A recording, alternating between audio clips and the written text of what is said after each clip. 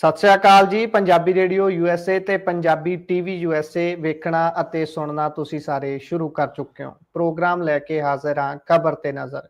ਖਬਰ ਤੇ ਨਜ਼ਰ ਪ੍ਰੋਗਰਾਮ ਦੇ ਜ਼ਰੀਏ ਪੰਜਾਬ ਭਾਰਤ ਦੇ ਨਾਲ ਸਰੋਕਾਰ ਰੱਖਦੀਆਂ ਬਹੁਤ ਸਾਰੀਆਂ ਖਬਰਾਂ ਜਿਹੜੇ ਚਲੰਤ ਮੁੱਦੇ ਹੁੰਦੇ ਨੇ ਉਹਨਾਂ ਦਾ ਵਿਸ਼ਲੇਸ਼ਣ ਕਰਦੇ ਨੇ ਸਾਡੇ ਲਈ ਮਿੰਟੂ ਗੁਰਸਰੀਆ ਜੀ। ਉਹ ਸਾਡੇ ਨਾਲ ਮੌਜੂਦ ਰਹਿੰਦੇ ਨੇ ਤੇ ਉਹਨਾਂ ਦਾ ਸਵਾਗਤ ਕਰਦੇ ਹਾਂ। ਫਿਰ ਚਲੰਤ ਮੁੱਦੇ ਤੇ ਖਬਰਾਂ ਤੇ ਚਾਨਣਾ ਪਾਵਾਂਗੇ। ਬਹੁਤ ਬਹੁਤ ਸਵਾਗਤ ਹੈ ਮਿੰਟੂ ਜੀ।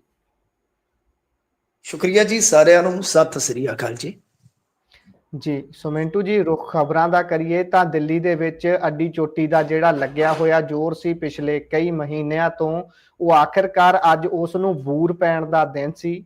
ਤੇ ਕਿੰਨਾ ਕੁ ਬੂਰ ਪਿਆ ਹੈ ਜੀ? ਫਿਰ VOTING ਖਤਮ ਹੁੰਦਿਆਂ ਪਰਸੈਂਟੇਜ ਕੀ ਰਹੀ ਹੈ ਤੇ ਭਾਜਪਾ ਤੇ ਆਮ ਆਦਮੀ ਪਾਰਟੀ ਦੇ ਵੱਲੋਂ ਕੀ ਪੈਂਤਰੇ ਆਖਰੀ ਦਿਨ ਤੱਕ ਅਪਣਾਏ ਗਏ ਨੇ ਜੀ? ਦੇਖੋ ਗੁਰਪ੍ਰੀਤ ਜੀ, ਜਿੱਥੋਂ ਤੱਕ ਆਪਾਂ ਪੋਲਿੰਗ ਦੀ ਗੱਲ ਕਰੀਏ ਕਿ ਕਿੰਨੀ ਵੋਟ ਪੋਲ ਹੋਈ ਆ, ਤਾਂ ਮੇਰੇ ਖਿਆਲ ਦੇ ਨਾਲ ਇਹ ਤੇ ਆਪਾਂ ਨੂੰ ਥੋੜਾ ਇੰਤਜ਼ਾਰ ਕਰ ਲੈਣਾ ਚਾਹੀਦਾ, ਕਿਉਂਕਿ 5 ਵਜੇ ਤੱਕ ਲਗਭਗ 58% ਸੀ। ਉਸ ਤੋਂ ਬਾਅਦ 60-61 ਤੱਕ ਦੇ ਵੀ ਕੁਝ ਕਹਿ ਲਓ ਅੰਕੜੇ ਆਏ ਨੇ, ਪਰ ਲਾਸਟ ਜਿਹੜੀ ਅਪਡੇਸ਼ਨ ਹੋਏਗੀ ਉਹ ਅਧਿਕਾਰਤ ਤੌਰ ਤੇ, ਕਿਉਂਕਿ ਆਖਰੀ ਜਦੋਂ ਅੰਕੜਾ ਅਪਡੇਟ ਹੋ ਜਾਂਦਾ, ਕਿਉਂਕਿ ਤੁਹਾਨੂੰ ਪਤਾ ਇਹਦੇ ਵਿੱਚ ਵੀ ਬਹੁਤ ਵੱਡੀ ਚੋਲ ਆ, ਕਿਉਂਕਿ ਕੁਝ ਲੋਕ ਇਹ ਮੰਨਦੇ ਨੇ, ਸ਼ੱਕੀ ਲੋਕ ਜੋ ਸਵਾਲ ਚੁੱਕਦੇ ਆ ਚੋਣ ਕਮਿਸ਼ਨ ਤੇ, ਕਿ ਬਈ ਇਸੇ ਦਰਮਿਆਨ ਹਾਂਜੀ ਚੋਣ ਕਮਿਸ਼ਨ ਤੇ, ਕਿ ਬਈ ਜਦੋਂ 5 ਵਜੇ ਤੋਂ ਬਾਅਦ ਅਧਿਕਾਰਤ ਸਮਾਂ ਖਤਮ ਹੋ ਜਾਂਦਾ ਹੈ ਤਾਂ ਜਿਹੜੀ ਇੱਕ ਲਾਈਨ ਲੱਗੀ ਰਹਿ ਜਾਂਦੀ ਆ, ਜੋ ਉਸ ਤੋਂ ਬਾਅਦ ਦੀ ਖੇਡ ਹੁੰਦੀ ਆ ਉਹੀ ਭਾਰਤੀ ਜਨਤਾ ਪਾਰਟੀ ਨੂੰ ਜਿਤਾਉਂਦੀ ਆ। ਪਰ ਜਿੱਦਾਂ ਕੁਝ ਹੋਰ ਇਲਾਕੇ ਜਿੱਦਾਂ ਹਟ ਕੇ ਆਪਾਂ ਦੇਖੀਏ, ओखला है, सीलमपुर है, मुस्तफाबाद है, ਇਹਨਾਂ ਦੇ ਵਿੱਚ ਬੜੀਆਂ ਵੱਡੀਆਂ ਲਾਈਨਾਂ 5 ਵਜੇ ਤੋਂ ਬਾਅਦ ਲੱਗੀਆਂ ਦਿਖਾਈ ਵੀ ਦਿੱਤੀਆਂ। ਇਹ ਉਹ ਇਲਾਕੇ ਆ ਜਿਨ੍ਹਾਂ ਨੂੰ ਆਪਾਂ ਮੁਸਲਿਮ ਪ੍ਰਭਾਵ ਰੱਖਣ ਵਾਲੇ ਇਲਾਕੇ ਮੰਨ ਸਕਦੇ ਆ। ਇਹਦਾ ਕੀ ਮਤਲਬ ਕੱਢੀਏ? ਭਾਜਪਾ ਨੂੰ ਤੇ ਵੋਟ ਨਹੀਂ ਜਾ ਰਹੀ, ਤੇ ਜਿਸ ਤਰ੍ਹਾਂ ਦਾ ਮੁਸਲਮਾਨਾਂ ਪ੍ਰਤੀ ਰੁਖ ਰੱਖਿਆ ਆਮ ਆਦਮੀ ਪਾਰਟੀ ਨੇ, ਫਿਰ ਉਹ ਤੋਂ ਕੀ ਅੰਦਾਜ਼ਾ ਲਾਈਏ ਕਿ ਇਹ ਵੋਟ ਕਾਂਗਰਸ ਨੂੰ ਜਾ ਰਹੀ ਹੈ। ਜੇ ਕਾਂਗਰਸ ਨੂੰ ਵੋਟ ਜਾ ਰਹੀ ਆ, ਮੁਸਲਿਮ ਵੋਟ, ਕਿਉਂਕਿ ਦਿੱਲੀ ਦੰਗਿਆਂ ਤੋਂ ਬਾਅਦ ਕੁਝ ਚੀਜ਼ਾਂ ਬਦਲ ਗਈਆਂ ਨੇ ਨਾ, ਤਾਂ ਫਿਰ ਇਹਦਾ ਮਤਲਬ ਹੈ ਕਿ ਜੋ ਵਿਸ਼ਲੇਸ਼ਕ ਇੱਕ ਅੰਦਾਜ਼ਾ ਲਾਉਂਦੇ ਸਨ ਕਿ ਜੇ ਕਾਂਗਰਸ ਲੰਬੀ ਛਾਲ ਲਾਉਂਦੀ ਆ, ਮੈਂ ਕੋਈ ਅੰਕੜਾ ਲਾਸਟ ਅੰਕੜਾ ਨਹੀਂ ਦੇਵਾਂਗਾ, ਲੰਬੀ ਛਾਲ ਦੇ ਵਿੱਚ ਇਹ ਗੱਲ ਮੁਕਾਵਾਂਗਾ ਕਿ ਜੇ ਉਹ ਲੰਬੀ ਛਾਲ ਲਾਉਂਦੀ ਆ ਤਾਂ ਡੈਫੀਨਿਟਲੀ ਅਰਵਿੰਦ ਕੇਜਰੀਵਾਲ ਪਿੱਛੇ ਆ ਜਾਣਗੇ, ਅਰਵਿੰਦ ਕੇਜਰੀਵਾਲ ਡਿੱਗ ਪੈਣਗੇ। ਤਾਂ ਮੈਨੂੰ ਘੱਟੋ ਘੱਟ ਇਹਨਾਂ ਸੀਟਾਂ ਤੇ ਲੱਗੀਆਂ ਲੰਬੀਆਂ ਲਾਈਨਾਂ ਕੁਝ ਅੰਦਾਜ਼ਾ ਦਿੰਦੀਆਂ ਨੇ ਕਿ ਅਰਵਿੰਦ ਕੇਜਰੀਵਾਲ ਸਾਹਿਬ ਦੀਆਂ ਮੁਸ਼ਕਲਾਂ ਵਧਣਗੀਆਂ ਜੀ, ਜੋ ਇੱਕ ਤਰ੍ਹਾਂ ਨਾਲ ਕਹਿ ਲਓ ਕਿ ਤਥਾਤਮਕ ਸੱਚ ਵੀ ਹੈ, ਕਿਉਂਕਿ ਕੇਜਰੀਵਾਲ ਸਾਹਿਬ ਤੇ ਖੁਦ ਮੰਨ ਚੁੱਕੇ ਆ ਨਾ ਕਿ ਉਹਨਾਂ ਦੀਆਂ 55 ਆ ਰਹੀਆਂ ਨੇ, 67-62 ਤੋਂ ਬਾਅਦ 55 ਤੇ ਆ ਜਾਣਾ ਕਿ ਘੱਟ ਤਾਂ ਹੋ ਰਹੇ ਨੇ। ਪਰ ਦੂਜੇ ਪਾਸੇ ਜਿਸ ਤਰ੍ਹਾਂ ਦਾ ਅੱਜ ਭੇੜ ਹੋ ਰਿਹਾ ਸੀਗਾ ਬੂਥ ਲੈਵਲ ਤੇ, ਜਿੱਦਾਂ ਤੁਸੀਂ ਦੇਖੋ ਸੀਲਮਪੁਰ ਦੇ ਵਿੱਚ ਭਾਰਤੀ ਜਨਤਾ ਪਾਰਟੀ ਅਤੇ ਆਮ ਆਦਮੀ ਪਾਰਟੀ ਦੇ ਕਾਰਕੁਨ ਜਿਹੜੇ ਆ ਉਹ ਲੜੇ ਨੇ ਆਪਸ ਦੇ ਵਿੱਚ, ਬਹੁਤ ਵੱਡੀ ਝੜਪ ਸੀ। ਤਾਂ ਗੁਰਪ੍ਰੀਤ ਜੀ, ਉਹ ਇੱਕ ਕੀ ਆਪਾਂ ਨੂੰ ਅੰਦਾਜ਼ਾ ਦਿੰਦੀ ਆ, ਅੰਦਾਜ਼ਾ ਇਹ ਦਿੰਦੀ ਆ ਕਿ ਸੰਗਠਨਾਤਮਕ ਤੌਰ ਤੇ, ਜਿਸ ਨੂੰ ਪੰਜਾਬੀ ਦਾ ਇੱਕ ਸ਼ਬਦ ਜੇ ਆਪਾਂ ਜਥੇਬੰਦਕ ਵਰਤੀਏ ਤਾਂ ਬਿਹਤਰ ਹੋਏਗਾ, ਕਿ ਜਥੇਬੰਦਕ ਪੱਧਰ ਤੇ ਇਉਂ ਲੱਗਦਾ ਕਿ ਭਾਰਤੀ ਜਨਤਾ ਪਾਰਟੀ ਮਜ਼ਬੂਤ ਹੋਈ ਆ। ਜਥੇਬੰਦਕ ਤੌਰ ਤੇ ਜੇ ਮੰਨ ਲਓ ਦੋ ਵੱਡੀਆਂ ਧਿਰਾਂ ਜਿਹੜੀਆਂ ਟਕਰਾ ਰਹੀਆਂ, ਉਹਨਾਂ ਚੋਂ ਇੱਕ ਧਿਰ ਮਜ਼ਬੂਤ ਹੁੰਦੀ ਹੈ ਤਾਂ ਮਤਲਬ ਕਿ ਦੂਸਰੀ ਧਿਰ ਕਮਜ਼ੋਰ ਪੈ ਰਹੀ ਹੈ। ਤਾਂ ਫਿਰ ਤਸਵੀਰ ਕੀ ਨਿਕਲਦੀ ਹੈ? ਪੋਲਸ ਨੂੰ ਛੱਡ ਦਿਓ, ਇਹ ਲਗਾਤਾਰ ਇੰਡੀਆ 'ਚ ਝੂਠੇ ਪਏ ਆ, ਲਗਾਤਾਰ 7-8, ਜੰਮੂ ਕਸ਼ਮੀਰ ਨੂੰ ਛੱਡ ਦਿਓ ਤੇ ਸਭ ਨੂੰ ਤਸਵੀਰ ਸਪਸ਼ਟ ਸੀ। ਬਾਕੀ ਕੋਈ ਵੀ ਚੱਕ ਕੇ ਦੇਖ ਲਓ, ਇਹ ਪੋਲ ਜਿਹੜੇ ਆ ਇਹ ਮੂੰਹ ਦੇ ਮੂੰਹ ਡਿੱਗੇ ਆ, ਇਹਨਾਂ ਨੂੰ ਛੱਡ ਦਿਓ। ਇਹਨਾਂ ਤੇ ਵੀ ਆਵਾਂਗੇ, ਆਪਾਂ ਅੰਕੜਾ ਜ਼ਰੂਰ ਦੱਸ ਦੇਵਾਂਗੇ ਆਪਣੀ ਆਡੀਅנס ਵਾਸਤੇ ਕਿ ਇਹ ਕੀ ਕਹਿੰਦੇ ਆ ਐਗਜ਼ਿਟ ਪੋਲ। ਬਟ ਜੇ ਆਪਾਂ ਇੱਕ ਓਵਰਵਿਊ ਲੈਣਾ ਹੋਵੇ ਤਾਂ ਅਸੀਂ ਇੱਥੋਂ ਲੈ ਸਕਦੇ ਹਾਂ ਕਿ ਕਾਂਗਰਸ ਨੂੰ ਇੱਕ ਆਸ ਹੈ ਲੰਬੀ ਛਾਲ ਦੀ। ਕਾਂਗਰਸ ਲੜ ਰਹੀ ਆ, ਉਹਨਾਂ ਨੇ ਉੱਥੇ ਸ਼ੀਲਾ ਦੀਕਸ਼ਿਤ ਦਾ ਮੁੰਡਾ ਮੈਦਾਨ 'ਚ ਉਤਾਰਿਆ, ਉਹਨਾਂ ਨੇ ਅਲਕਾ ਲਾਂਬਾ ਮੈਦਾਨ 'ਚ ਉਤਾਰੀ, ਉਹਨਾਂ ਨੇ ਯਾਦਵ ਸਾਹਿਬ ਮੈਦਾਨ 'ਚ ਉਤਾਰ ਦਿੱਤੇ, ਉਹਨਾਂ ਨੇ ਆਪਣਾ ਜੋ ਜੂਤਮ ਪਲਾਨ ਹੁੰਦਾ ਉਹਨਾਂ ਦਾ ਜੂਤ ਪਥਾਨ ਉਹ ਬੰਦ ਕਰ ਦਿੱਤਾ ਜੀ। ਤਾਂ ਲੜੇ ਤਾਂ ਉਹ ਹੈ। ਜੇ ਉਹ ਵਾਧੇ 'ਚ ਰਹਿ ਰਹੇ ਨੇ ਤੇ ਸੰਗਠਨਾਤਮਕ ਤੌਰ ਤੇ ਜਾਂ ਜਥੇਬੰਦਕ ਤੌਰ ਤੇ ਭਾਰਤੀ ਜਨਤਾ ਪਾਰਟੀ ਮਜ਼ਬੂਤ ਹੋ ਰਹੀ ਹੈ, ਤਾਂ ਫਿਰ ਇਹਦਾ ਦੋਨਾਂ ਚੀਜ਼ਾਂ ਦਾ ਨੁਕਸਾਨ ਓਵਰਵਿਊ 'ਚ ਤੁਸੀਂ ਦੇਖ ਸਕਦੇ ਹੋ ਕਿ ਕਿਸ ਨੂੰ ਹੈ।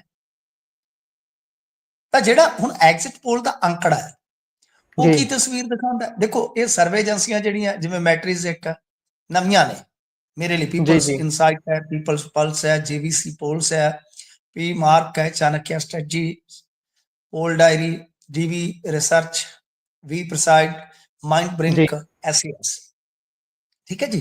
ये ਵੱਡੇ ਜਿਹੜੇ ਅਦਾਰੇ ਆ ਉਹਨਾਂ ਨੇ ਹੁਣ ਬੰਦ ਕਰ ਦਿੱਤੇ ਨੇ ਐਗਜ਼ਿਟ ਪੋਲ, ਕਿਉਂਕਿ ਬਦਨਾਮੀ ਬਹੁਤ ਹੁੰਦੀ ਆ, ਲੋਕ ਜਵਾਬ ਮੰਗਦੇ ਨੇ, ਮੁੜ ਕੇ ਜਵਾਬ ਦੇਣੇ ਫਿਰ ਮੁਸ਼ਕਲ ਹੋ ਜਾਂਦੇ ਨੇ। ਪਰ ਇਹਨਾਂ ਦਾ ਜਿਹੜਾ ਆਪਾਂ ਸਿੱਟਾ ਦੇਖੀਏ ਤਾਂ ਜ਼ਿਆਦਾਤਰ ਜੇ ਆਪਾਂ ਇੱਕ ਸਰਵੇ ਨੂੰ ਨਹੀਂ ਸੌਰੀ ਇੱਕ ਪੋਲ ਨੂੰ ਛੱਡ ਦਈਏ 20% ਨੂੰ, ਉਹ 46 ਜੀ ਤੋਂ 52 ਦੇ ਰਿਹਾ ਆਮ ਆਦਮੀ ਪਾਰਟੀ, ਜਾਂ ਮਾਈਂਡ ਬ੍ਰੇਕ ਨੂੰ ਛੱਡ ਦਈਏ 44 ਤੋਂ 49 ਦੇ ਰਿਹਾ ਉਹ। ਬਟ ਜਿਹੜੇ ਦੂਸਰੇ ਆ ਜਿੱਦਾਂ ਆਪਾਂ ਲਾ ਲਓ ਕਿ ਜਿੰਨੇ ਨਾਲ ਆਏ ਨੇ ਉਹਨਾਂ ਚੋਂ ਜੀ ਕੋਈ ਵੀ ਅਰਵਿੰਦ ਕੇਜਰੀਵਾਲ ਨੂੰ ਬਹੁਮਤ ਤੱਕ ਨਹੀਂ ਪਹੁੰਚਾਉਂਦਾ। ਮੈਟਰੀਜ਼ ਵੀ ਉਹਨੂੰ 32 ਤੋਂ 37 ਦੇ ਵਿਚਾਲੇ ਰੱਖਦਾ ਹੈ, ਜਦ ਕਿ ਭਾਜਪਾ ਨੂੰ ਉਹ 35 ਤੋਂ 40 ਦਿੰਦਾ ਹੈ, ਜਦ ਕਿ ਐਸਏਐਸ ਕਾਂਗਰਸ ਨੂੰ 1 ਤੋਂ 3 ਦਿੰਦਾ ਹੈ। ਬਾਕੀ ਜਿਹੜੇ ਆ ਉਹ 0 ਤੋਂ 1 ਜਾਂ 0 ਤੋਂ 2 ਬਸ ਇੱਥੇ ਤੱਕ ਰੱਖ ਦਿੱਤਾ। ਪੋਲ ਆਫ ਪੋਲਸ ਕੀ ਕਹਿੰਦਾ ਹੈ ਉਹ ਅੰਕੜਾ ਜ਼ਰੂਰ ਸੁਣ ਲਓ। 39 ਯਾਨੀ ਨਿਚੋੜ ਜਿਹੜਾ ਭਾਜਪਾ ਤੇ 30 ਆਮ ਆਦਮੀ ਪਾਰਟੀ, ਯਾਨੀ ਬਹੁਮਤ ਤੋਂ ਦੂਰ। ਕਾਂਗਰਸ ਨੂੰ 1 ਜਾ ਰਹੀ ਆ, ਪਰ ਜਿਸ ਤਰ੍ਹਾਂ ਕਾਂਗਰਸ ਲੜੀ ਆ ਕੁਝ ਸੀਟਾਂ ਤੇ, ਜਿਸ ਤਰ੍ਹਾਂ ਉਹਨੇ ਫਾਈਟ ਦਿੱਤੀ ਆ, ਮੈਂ ਇਸ 1 ਵਾਲੇ ਅੰਕੜੇ ਨੂੰ ਵੀ ਹਾਲ ਫਿਲਹਾਲ ਮੰਨਣ ਨੂੰ ਤਿਆਰ ਨਹੀਂ ਆ ਕਿ ਜੇ ਉਹਨਾਂ ਦੀ ਲੰਬੀ ਛਾਲ ਵੱਜਦੀ ਆ ਤਾਂ ਸੀਟਾਂ ਇਸ ਤੋਂ ਵੱਧ ਹੋ ਸਕਦੀਆਂ ਨੇ ਜੀ। ਤਾਂ ਬਹਰਹਾਲ ਬਈ ਇਲੈਕਸ਼ਨ ਕਿਸ ਤਰ੍ਹਾਂ ਦਾ ਹੋਇਆ ਉਹ ਤੇ ਦੱਸਣ ਦੀ ਲੋੜ ਨਹੀਂ ਆ। ਭਾਰਤੀ ਜਨਤਾ ਪਾਰਟੀ ਨੇ ਜਿਸ ਤਰ੍ਹਾਂ ਇਲੈਕਸ਼ਨ ਲੜਿਆ ਹੈ ਉਹ ਤੇ ਇੱਕ ਤਰ੍ਹਾਂ ਨਾਲ ਟ੍ਰੈਡੀਸ਼ਨਲ ਹੋ ਗਿਆ ਨਾ ਸਾਡੇ ਇੱਥੇ। ਜਦੋਂ ਤੱਕ ਜੀ ਜੀ ਛਿੱਤਰੋ ਛਿੱਤਰੀ ਨਾ ਹੋਣ, ਜਦੋਂ ਤੱਕ ਧੱਕਮ ਧੱਕਾ ਨਾ ਹੋਵੇ, ਜਦੋਂ ਤੱਕ ਸ਼ਰਾਬ ਨਾ ਵੰਡੀ ਜਾਵੇ, ਜਦੋਂ ਤੱਕ ਸੌਦੇ ਪੱਤੇ ਨਾ ਵੰਡੇ ਜਾਣ, ਜਦੋਂ ਤੱਕ ਸੌਦੇ ਮਾਰੇ ਨਾ ਜਾਣ, ਜਦੋਂ ਤੱਕ ਸਿਰ ਪਾਟ ਨਾ ਜਾਣ, ਜਦੋਂ ਤੱਕ ਵੋਟਾਂ ਖਰੀਦ ਨਾ ਹੋਣ, ਤਦ ਤੱਕ ਇਲੈਕਸ਼ਨ ਆਪਣੇ ਹੁੰਦਾ ਜਿਹੜਾ ਉਹ ਪ੍ਰਵਾਨ ਹੀ ਨਹੀਂ ਚੜਦਾ ਸੀ। ਤਾਂ ਦਿੱਲੀ ਵਾਲਾ ਇਲੈਕਸ਼ਨ ਪ੍ਰਵਾਨ ਚੜ ਚੁੱਕਾ। ਜੋ ਮੈਂ ਕਹਿਣਾ ਚਾਹੁੰਦਾ ਤੁਸੀਂ ਸਮਝ ਗਏ ਹੋਵੋਗੇ ਕਿ ਉਹ ਇਲੈਕਸ਼ਨ ਜਿਹੜਾ ਹੈ ਉਹ ਆਪਦਾ ਰੰਗ ਦਿਖਾ ਚੁੱਕਾ ਹੈ। ਕੋਈ ਦੱਸਣ ਦੀ ਲੋੜ ਨਹੀਂ, ਕੋਈ ਪੁੱਛਣ ਦੀ ਲੋੜ ਨਹੀਂ। ਚੋਣ ਕਮਿਸ਼ਨ ਹੈ ਜੀ ਜਿਹੜਾ ਉਹ ਬਿਲਕੁਲ ਭਾਰਤੀ ਜਨਤਾ ਪਾਰਟੀ ਦੀ ਬ੍ਰਾਂਚ ਬਣ ਚੁੱਕਾ ਹੈ। ਰਾਜੀਵ ਕੁਮਾਰ ਜੀ ਬਿਲਕੁਲ ਭਾਰਤੀ ਜਨਤਾ ਪਾਰਟੀ ਦੀ ਪਿੱਚ ਤੇ ਹੀ ਖੇਡ ਰਹੇ ਨੇ। ਤਾਂ ਇਹਨਾਂ ਗੱਲਾਂ ਨੂੰ ਵੈਸੇ ਵੀ ਹੁਣ ਦੁਹਰਾਉਣ ਦਾ ਕੋਈ ਤੁਕ ਬਣਦਾ ਨਹੀਂ ਹੈ। ਤਾਂ ਬਹਰਹਾਲ ਅਰਵਿੰਦ ਕੇਜਰੀਵਾਲ ਵਾਸਤੇ ਜੋ ਐਗਜ਼ਿਟ ਪੋਲ ਨੇ ਉਹ ਝਟਕਾ ਹੈ, ਪਰ ਦਿਲ ਨੂੰ ਧਰਵਾਸ ਇਸ ਗੱਲ ਦੀ ਹੋ ਸਕਦੀ ਹੈ ਕਿਉਂਕਿ ਪਿਛਲੇ ਜੇ ਤੁਸੀਂ 7-8 ਇਲੈਕਸ਼ਨਾਂ ਦੇ ਇਹ ਐਗਜ਼ਿਟ ਪੋਲ ਦੇਖੋਗੇ ਤਾਂ ਉਹ ਝੂਠੇ ਪਏ ਨੇ, ਉਹ ਨਕਮੇ ਸਾਬਤ ਹੋਏ ਨੇ। ਤਾਂ ਬਹਰਹਾਲ ਉਹਨਾਂ ਦੀ ਉਮੀਦ ਹੋਵੇਗੀ ਕਿ ਇਹ ਵੀ ਝੂਠਾ ਸਾਬਤ ਹੋਵੇ ਇਸ ਵਾਰੀ ਦਾ ਵੀ ਜਿਹੜਾ ਪੋਲ ਆਫ ਪੋਲਸ ਹੈ।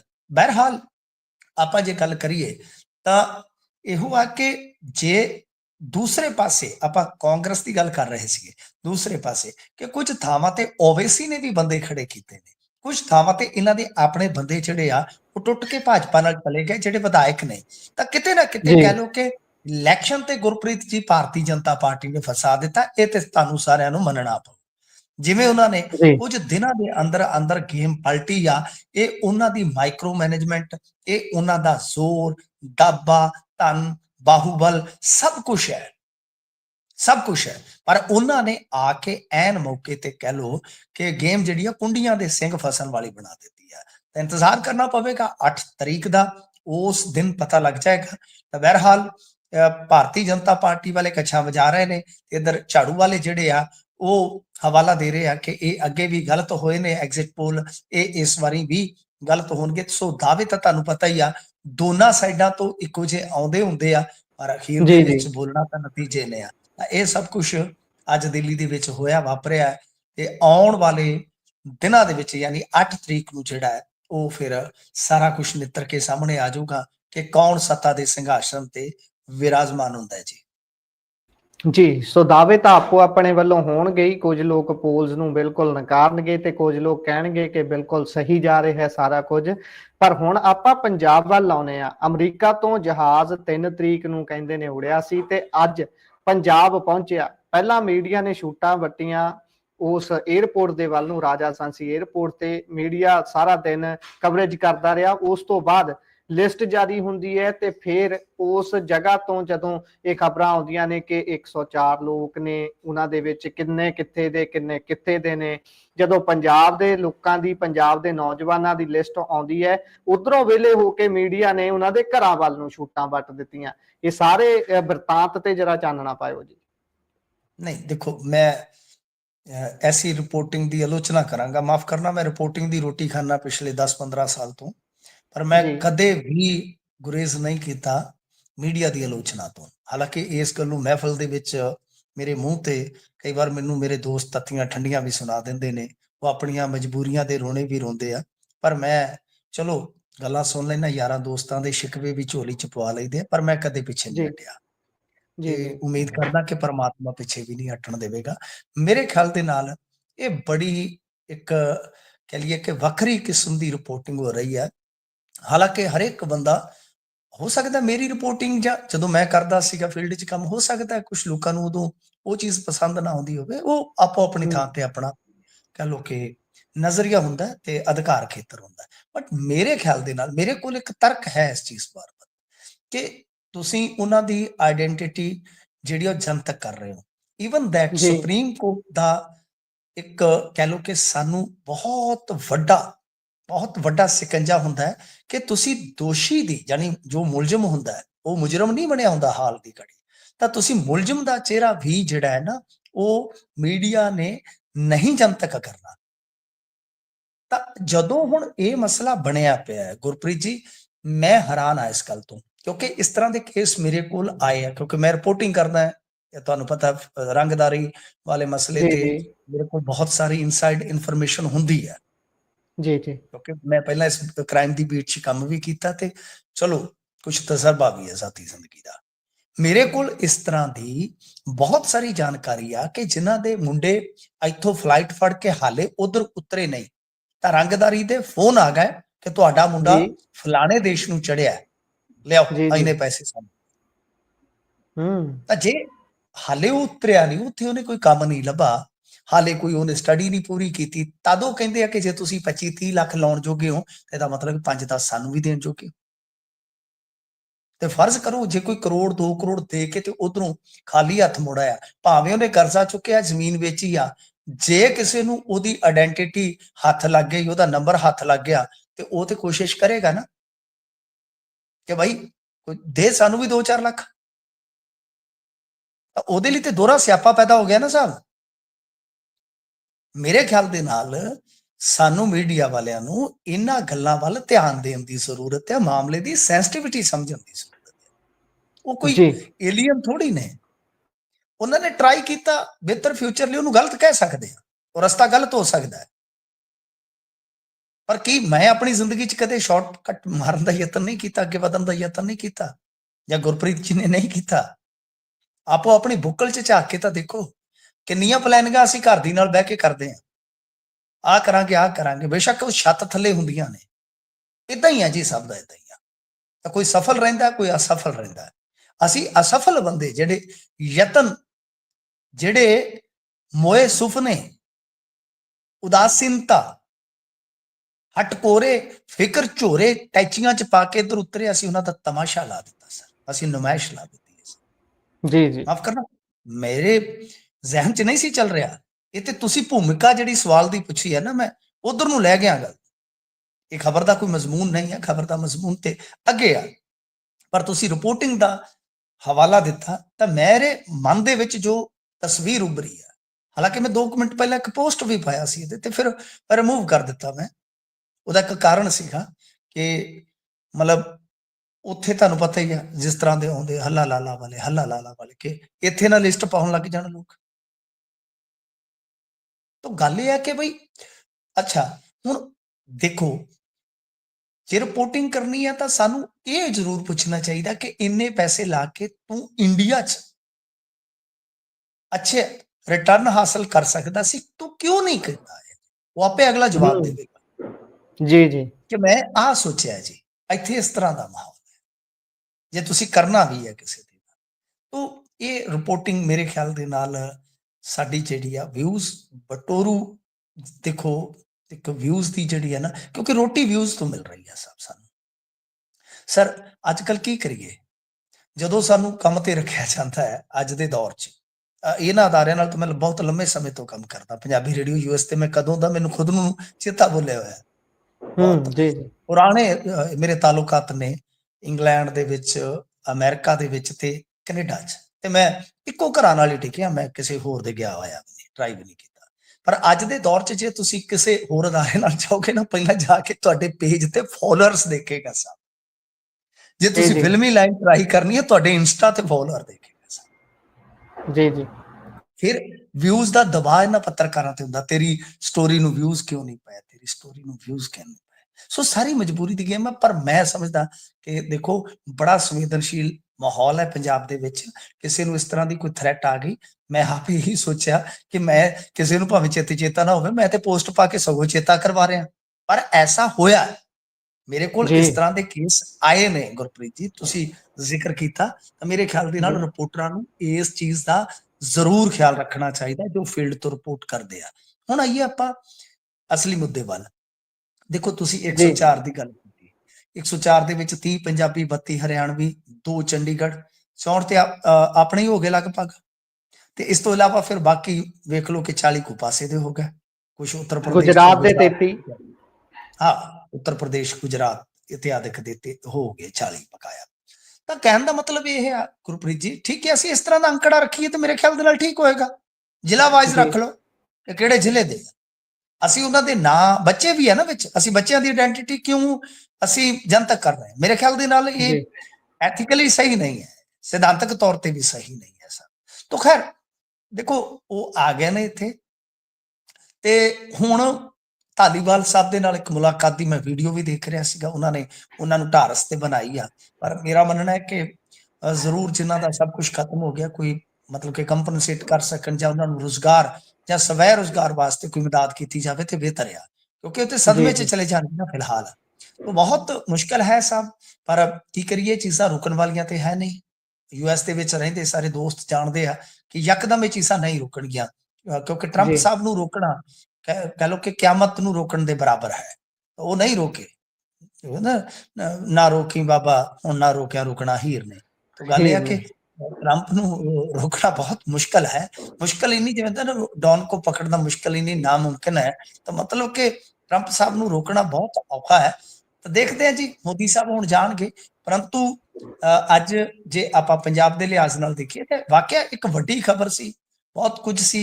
ਮੈਂ ਦੇਖ ਰਿਹਾ ਸੀਗਾ ਇੱਕ ਦਾਦਾ ਆਪਣੇ ਪੋਤੇ ਨੂੰ ਲੈਣ ਆਇਆ ਹੋਇਆ ਸੀਗਾ, ਉਹ ਬਹੁਤ ਗੁੱਸੇ 'ਚ, ਬਹੁਤ ਮਤਲਬ ਕਿ ਕਹਿ ਲਓ ਕਿ ਇੱਕ ਐਸੇ ਲਹਿਜ਼ੇ 'ਚ ਸੀਗਾ ਜਿਸ ਦਾ ਗੁੱਸਾ ਵੀ ਸੀਗਾ, ਜਿਸ ਦਾ ਦੁੱਖ ਵੀ ਸੀਗਾ, ਝਲਕਦਾ ਸੀਗਾ। ਸੋ ਬਹੁਤ ਇੱਕ ਕਹਿ ਲਈਏ ਕਿ ਉਦਾਸ ਮਾਹੌਲ ਵੀ ਸੀਗਾ, ਫਿਕਰਾਂ ਵਾਲਾ ਮਾਹੌਲ ਵੀ ਸੀਗਾ। ਤਾਂ ਬਹਰਹਾਲ ਦੇਖੋ ਹੁਣ ਕਿੰਨੇ ਡਿਪੋਰਟ ਹੁੰਦੇ ਆ, ਪਰ ਇਹ ਪਹਿਲਾ ਅੰਕੜਾ ਜਿਹੜਾ 104 ਦਾ ਅਧਿਕਾਰਤ ਤੌਰ ਤੇ ਉਹ ਆਪਣੇ ਸਾਹਮਣੇ ਆ ਗਿਆ ਜੀ। ਜੀ, ਸੋ ਡਿਪੋਰਟ ਹੋਏ ਨੇ। ਤੁਸੀਂ ਵੀ ਫੇਸਬੁੱਕ ਤੇ ਲਿਖਿਆ ਸੀ, ਮੈਂ ਉਹ ਵੀ ਪੜ੍ਹ ਰਿਹਾ ਸੀ ਕਿ ਨਾਕਾਮ ਯਤਨਾਂ, ਸੁੱਕੇ ਸੁਪਨਿਆਂ ਦੇ ਪੱਤਿਆਂ ਤੇ ਹਜ਼ਾਰਾਂ ਫਿਕਰ ਲੈ ਕੇ ਅਮਰੀਕਾ ਤੋਂ ਡਿਪੋਰਟ ਹੋਏ ਇੰਡੀਅਨ ਤੇ ਹਵਾਈ ਕੜੁੱਕੇ 'ਚ ਅੰਮ੍ਰਿਤਸਰ 에ਅਰਪੋਰਟ ਤੇ ਉਤਰਿਆ ਏ, ਤੇ ਇਹ ਤੁਸੀਂ ਲਿਖਿਆ ਸੀ।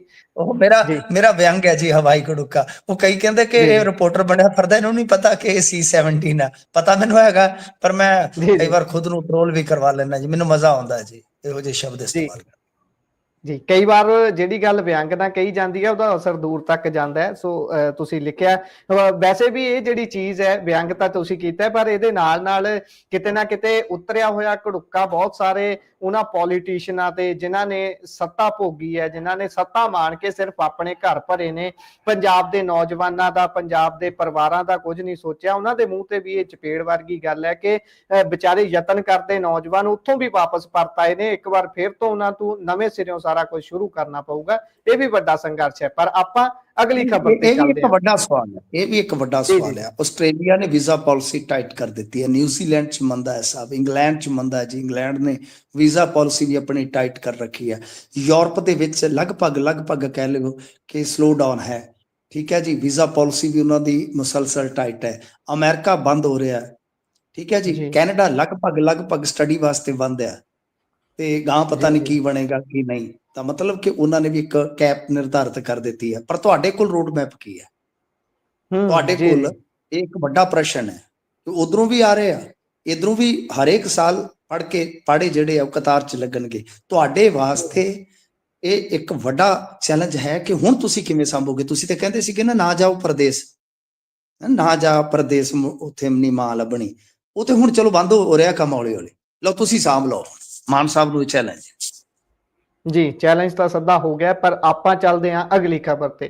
ਤੁਹਾਡੇ ਲਾਗੇ ਬਠਿੰਡੇ ਪਹੁੰਚਦੇ ਹਾਂ। ਬਠਿੰਡੇ ਦੇ ਵਿੱਚ ਅੱਜ ਆਮ ਆਦਮੀ ਪਾਰਟੀ ਨੇ ਮੇਅਰ ਬਣਾ ਲਿਆ। ਲੜੀ ਨਹੀਂ ਟੁੱਟ ਰਹੀ ਭਾਈ, ਇੱਕ ਸ਼ਹਿਰ ਤੋਂ ਕੰਮ ਖਤਮ ਕਰਕੇ ਅਗਲੇ ਸ਼ਹਿਰ ਵੱਲ ਚਲ ਜਾਂਦੇ ਨੇ। ਤੇ ਹੁਣ ਕ੍ਰਿਕਟ ਐਸੋਸੀਏਸ਼ਨ ਦੇ ਸ਼ਾਇਦ ਉਹ ਪ੍ਰਧਾਨ ਨੇ ਜਿਨ੍ਹਾਂ ਦੇ ਅੱਗੇ ਲੜਕੇ ਨੂੰ ਬਣਾਇਆ ਇਹਨਾਂ ਨੇ ਮੇਅਰ। ਤੇ ਗਿਣਤੀ ਚੁਣਤੀ ਤਾਂ ਬਹੁਤ ਅਲੱਗ ਸੀ, ਪਰ ਇਹ ਕਿਵੇਂ ਬਣ ਗਿਆ ਜੀ, ਜਰਾ ਇਹਦੇ ਤੇ ਚਾਨਣਾ ਪਾਇਓ। ਇਹ ਬਸ ਐਵੇਂ ਬਣ ਗਿਆ, ਤੀਲੀ ਤੋਂ ਬਣ ਗਿਆ ਲੌਂਗ, ਲੌਂਗ ਤੋਂ ਕੋਕਾ ਬਣ ਗਿਆ। ਨਹੀਂ ਗੱਲ ਇਹ ਆ ਕਿ ਝਾੜੂ ਵਾਲਿਆਂ ਨੇ ਤੇ ਇੱਕ ਵੀ ਸੀਟ ਨਹੀਂ ਸੀ ਜਿੱਤੀ ਜਦੋਂ ਇਹ ਕਾਉਂਸਲਰ ਇਲੈਕਸ਼ਨ ਹੋਏ ਨੇ ਸਥਾਨਕ ਸਰਕਾਰਾਂ ਦੇ, ਨਿਗਮ ਦੇ। ਇਹਨਾਂ ਦਾ ਤੇ ਬੰਦਾ ਹੀ ਨਹੀਂ ਸੀ ਜਿੱਤਿਆ ਸਾਹਿਬ, ਤੁਹਾਨੂੰ ਯਾਦ ਹੋਏਗਾ। ਅੱਛਾ, ਇੱਥੋਂ ਹੀ ਤੇ ਰਫੜ ਪਿਆ ਸੀ ਜਗਰੂਪ ਗਿੱਲ ਦਾ।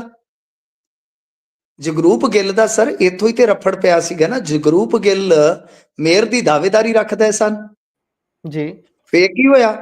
ਫਿਰ ਸਰ ਇਹ ਹੋਇਆ ਕਿ ਮਨਪ੍ਰੀਤ ਬਾਦਲ ਨੇ ਬੀਬੀ ਰਮਨ ਜੀ ਸੀਗੇ, ਉਹਨਾਂ ਨੂੰ ਬਣਾ ਦਿੱਤਾ। ਉਹ ਨਜ਼ਦੀਕੀ ਸੀਗੇ ਇਹਨਾਂ ਦੇ। ਤੇ ਜਗਰੂਪ ਗਿੱਲ ਆਪ ਆਦਮੀ ਪਾਰਟੀ ਜੁਆਇਨ ਕਰ ਜਾਂਦੇ ਨੇ। ਤੇ ਅੱਗੋਂ ਤੁਸੀਂ ਦੇਖੋ ਕਿ ਉਹ ਐਮਐਲਏ ਬਣ ਜਾਂਦੇ ਨੇ। ਐਮਐਲਏ ਜਦੋਂ ਬਣ ਜਾਂਦੇ ਨੇ ਤੇ ਇਦਾਂ ਲੱਗਦਾ ਕਿ ਬਠਿੰਡੇ ਚ ਹੁਣ ਚੜ੍ਹਤਾ ਨੇ। ਤੇ ਕਮਾਲ ਦੀ ਗੱਲ ਹੈ ਕਿ ਮੁੜ ਕੇ ਵਿੱਚ ਦੀ ਨਿਕਲਦੇ ਆ ਤੂਫਾਨੀ ਅੰਦਾਜ਼ ਦੇ ਵਿੱਚ ਅਮਰਜੀਤ ਮਹਿਤਾ ਜੀ, ਉਹ ਪੰਜਾਬ ਕ੍ਰਿਕਟ ਐਸੋਸੀਏਸ਼ਨ ਦੇ ਪ੍ਰਧਾਨ ਬਣ ਜਾਂਦੇ ਨੇ। ਫਿਰ ਤੁਹਾਨੂੰ ਪਤਾ ਉਹ ਜ਼ਮੀਨ ਵਾਲਾ ਰੈੱਡ ਕਰਾਸ ਵਾਲਾ ਵੀ ਰੌਲਾ ਪੈਂਦਾ ਹੈ। ਉਹ ਤੋਂ ਬਾਅਦ ਇਹ ਜਿਹੜੇ ਗਿੱਲ ਸਾਹਿਬ ਨੇ ਇਹ ਆਪਣੇ ਨਜ਼ਦੀਕੀ ਨੂੰ ਟਿਕਟ ਦਵਾ ਕੇ ਲਿਆਉਂਦੇ, ਅਕਾਲੀ ਦਲ ਚੋਂ ਸ਼ਾਮਲ ਕਰਵਾ ਕੇ। ਉਹ ਹਾਲੇ ਪਿੰਨ ਪੁੰਨ ਜੇ ਚੁੱਕੀ ਫਿਰਦਾ ਸੀ ਕਿ ਕਾਗਜ਼ ਭਰਨੇ ਆ, ਤੇ ਇਧਰੋਂ ਤੂਫਾਨੀ ਅੰਦਾਜ਼ ਦੇ ਵਿੱਚ ਮਹਿਤਾ ਦਾ ਮੁੰਡਾ ਜਿਹੜਾ ਉਹ ਟਿਕਟ ਲਿਆ। ਲਓ ਕਰ ਲਓ ਗੱਲ। ਯਾਨੀ ਜਿਹੜੇ ਜਗਰੂਪ ਸਿੰਘ ਗਿੱਲ ਉਹ ਮਤਲਬ ਕਿ ਇੱਧਰ ਆਏ ਸੀਗੇ, ਆਂਦੇ ਹੁੰਦੇ ਨਾ ਮੋਈ ਰੀਝਾਂ ਨਾਲ ਤੇ ਦਬੀ ਦਲੀਜਾਂ ਨਾਲ, ਵੀ ਜਿਹੜੇ ਖੁਸ਼ੀ ਆਏ ਸੀ ਕ੍ਰਾਂਤੀਕਾਰੀਆਂ ਦੀ ਪਾਰਟੀ ਚ, ਉਹ ਵੀ ਚੁੱਪ ਕਰਕੇ ਬਹਿ ਗਏ। ਤਾਂ ਸੂਰਤ ਹਾਲ ਇਹ ਸੀ ਕਿ ਜਿਹੜੇ ਮਹਿਤਾ ਸਾਹਿਬ ਦੇ ਲੜਕੇ ਸਨ ਪਦਮਜੀਤ, ਉਹ ਜਿੱਤ ਗਏ। ਨਾਂ ਹੀ ਬੜਾ ਖੂਬਸੂਰਤ ਹੈ ਜੀ, ਪਦਮਜੀਤ। ਤਾਂ ਪਦਮ ਜਿੱਤ ਗਿਆ। ਤੇ ਫਿਰ ਇਹ ਤੋਂ ਇਲਾਵਾ ਜੇ ਤੁਸੀਂ ਦੇਖੋਗੇ ਤੇ ਇੱਕ ਹੋਰ ਕਾਂਗਰਸੀ ਸੀਗਾ, ਉਹ ਇਹਨਾਂ ਚ ਸ਼ਾਮਲ ਹੋ ਗਿਆ, 2 ਹੋ ਗਏ। ਤਾਂ ਪਹਿਲਾਂ ਜਿਹੜੀ ਅੰਕੜੇ ਦੀ ਗੱਲ ਹੈ, ਜਿਨ੍ਹਾਂ ਕੋ ਮੈਨੂੰ ਯਾਦ ਹੈ ਜਦੋਂ ਇਲੈਕਸ਼ਨ ਹੋਇਆ ਸੀ 43 ਕਾਂਗਰਸ ਜਿੱਤੀ ਸੀ, 6 ਅਕਾਲੀ ਜਿੱਤੇ ਸਨ ਤੇ 1 ਭਾਜਪਾ ਦਾ ਸੀ। ਅੱਛਾ, ਕਾਂਗਰਸ ਵਾਲੇ ਖਿੰਡਣੇ ਸਟਾਰਟ ਹੋ ਗਏ ਕਿਉਂਕਿ ਮਨਪ੍ਰੀਤ ਬਾਦਲ ਵਿੱਚੋਂ ਨਿਕਲ ਗਿਆ। 4 ਇਹਨਾਂ ਨੇ ਆਮ ਆਦਮੀ ਪਾਰਟੀ ਵਾਲਿਆਂ ਨੇ ਇਹਨਾਂ ਦੇ ਹੋਰ ਪੱਟ ਲਏ ਸ਼ਾਇਦ। ਤਾਂ ਕੁੱਲ ਮਿਲਾ ਕੇ 7-8 ਦਾ ਉਹਨਾਂ ਦਾ ਲਾਣਾ ਹੋ ਗਿਆ ਜੀ, ਠੀਕ ਹੈ ਨਾ। ਸੋ ਇਸ ਕਰਕੇ ਉਧਰੋਂ 15 ਕੁ ਜਿਹੜੇ ਸੀਗੇ ਉਹ ਮਨਪ੍ਰੀਤ ਬਾਦਲ ਦੇ ਨਾਲ ਸੀਗੇ ਜੀ। ਤਾਂ ਹੁਣ ਲੱਗਦਾ ਇਹ ਆ ਕਿ ਜਿਸ ਤਰ੍ਹਾਂ ਦਾ ਅੱਜ ਮਾਹੌਲ ਬਣਿਆ ਸਾਹਿਬ, ਉਹ ਤੇ ਇੱਕ ਤਰਫਾ ਹੀ ਹੋ ਗਏ। 35 ਵੋਟਾਂ ਪੈ ਗਈਆਂ ਪਦਮਜੀਤ ਨੂੰ। ਇਹਦਾ ਮਤਲਬ ਇਹ ਆ ਕਿ ਸਾਰਿਆਂ ਨੇ ਜੀ ਭਰ ਕੇ ਜਾ ਸਿਮਰਨ ਜੀ ਲੈ ਆਪਣੀ ਜ਼ਿੰਦਗੀ। ਇੱਥੇ ਤੇ ਐ ਲੱਗਦਾ ਜਿਵੇਂ ਸਾਰਿਆਂ ਨੇ ਕਹਿ ਦਿੱਤਾ ਹੋਵੇ ਕਿ ਜਾਓ ਬਈ ਜੋ ਕਰਨਾ ਕਰ ਲੋ। ਤਾਂ ਇਹ ਇੱਕ ਤਰ੍ਹਾਂ ਨਾਲ ਰਲਿਆ ਮਿਲਿਆ ਮੇਅਰ ਬਣ ਗਿਆ। ਤੁਸੀਂ ਵੇਖੋ ਕਮਾਲ ਵੇਖੋ ਕਿ ਇੱਕੋ ਇੱਕ ਕਾਉਂਸਲਰ ਹੈ ਚੁਣਿਆ ਜਿਹੜਾ ਪਾਰਟੀ ਦੇ ਚੋਣ ਨਿਸ਼ਾਨ ਤੇ ਬਣਿਆ, ਤੇ 50 ਦਾ ਸਦਨ ਆ। ਤੇ ਕਮਾਲ ਹੈ ਕਿ ਉਹ 35 ਵੋਟਾਂ ਲੈ ਕੇ ਅੱਜ ਮੇਅਰ ਬਣ ਗਿਆ ਜੇ। ਬਠਿੰਡਾ ਵੈਸੇ ਵੀ ਤੁਸੀਂ ਦੇਖੋਗੇ ਤਾਂ ਸਭ ਤੋਂ ਪੁਰਾਣਾ ਕਿਲ੍ਹਾ ਕਿੱਥੇ? ਬਠਿੰਡੇ ਕਿਹਾ ਜਾਂਦਾ ਹੈ, ਪੱਟੀ ਵਿੰਡ ਜੀ। ਪੱਟੀ ਵਿੰਡਾ ਸੀਗਾ ਨਾ ਪਹਿਲਾਂ, ਫਿਰ ਭਟਿੰਡਾ ਬਣਿਆ ਤੇ ਫਿਰ ਬਣਿਆ ਬਠਿੰਡਾ। ਇੱਥੇ ਹੀ ਰਿਫਾਈਨਰੀ ਆ, ਇੱਥੇ ਹੀ ਝੀਲਾਂ ਨੇ, ਬਹੁਤ ਕੁਛ ਹੈ ਇੱਥੇ। ਆਇਓ ਕਿਤੇ ਦੇਖਿਓ ਘੁੰਮ ਕੇ। ਤਾਂ ਗੱਲ ਇਹ ਆ ਕਿ ਹੁਣ ਤੁਸੀਂ ਵੇਖੋ ਕਿ ਉੱਥੇ ਇੱਕ ਕਹਿ ਲਓ ਕਿ ਕਾਉਂਸਲਰ ਦੇ ਨਾਲ ਪਾਰਟੀ ਕੋਈ ਮੇਅਰ ਵੀ ਬਣਾ ਗਈ ਆ। ਇਹ ਵੀ ਮੇਰੇ ਖਿਆਲ ਦੇ ਨਾਲ ਉੱਥੇ ਇਤਿਹਾਸ ਦਾ ਇੱਕ ਫੱਟਾ ਲੱਗ ਜਾਣਾ ਚਾਹੀਦਾ। ਜਿੱਥੇ ਉਹ ਹੈਗੇ ਆ ਨਾ ਜਿਹੜੇ ਉਹ ਆਪਾਂ ਤੰਦੂਰ ਜੇ ਦੇਖਦੇ ਆ, ਉਹ ਲੱਗੇ ਹੁੰਦੇ ਆ ਥਰਮਲ ਪਲਾਂਟ ਦੇ ਨਾ, ਜਿਹੜੀ ਚਿਮਨੀਆਂ, ਉਦਾਸ ਚਿਮਨੀਆਂ ਚੋਂ ਧੂਆਂ ਕਢਾ ਦਿਆਂਗਾ ਫਲਾਂ। ਤਾਂ ਬਈ ਗੱਲ ਹੈ ਕਿ ਉਹਦੇ ਉੱਤੇ ਇਹ ਵੀ ਇੱਕ ਤਖਤੀ ਲੱਗ ਜਾਣੀ ਚਾਹੀਦੀ ਹੈ ਕਿ 1.25 ਲੱਖ ਕਾਉਂਸਲਰ ਸੀਗਾ, ਪਰ ਸਿਰ ਤੋੜ ਯਤਨ ਕੀਤੇ ਇਹਨਾਂ ਨੇ, ਜੀ ਤੋੜ ਯਤਨ ਕੀਤੇ ਤੇ ਅਖੀਰ ਮੇਅਰ ਬਣਾ ਗਏ। ਤੇ ਕਮਾਲ ਦੀ ਗੱਲ ਹੈ ਕਿ ਕਾਂਗਰਸ ਦੀ ਜਿਹੜੀ ਸੀਗੀ ਆਪਸੀ ਕਾਂਟੋ ਕਲੇਸ਼ ਉਹ ਲੈ ਕੇ ਬਹਿ ਗਏ। ਯਾਨੀ ਇਹ ਰੋਕ ਸਕਦੇ ਸੀ, ਘੱਟੋ ਘੱਟ ਆਪਦਾ ਮੇਅਰ ਨਾ ਬਣਾਉਂਦੇ ਤਾਂ ਰੋਕ ਸਕਦੇ ਸੀਗੇ, ਪਰ ਆਮ ਆਦਮੀ ਪਾਰਟੀ ਵਾਲਿਆਂ ਆਖਿਆ ਰੋਕ ਸਕੋ ਤਾਂ ਰੋਕ ਲਓ। ਤਾਂ ਉਹਨਾਂ ਨੇ ਇਤਿਹਾਸ ਬਣਾ ਦਿੱਤਾ।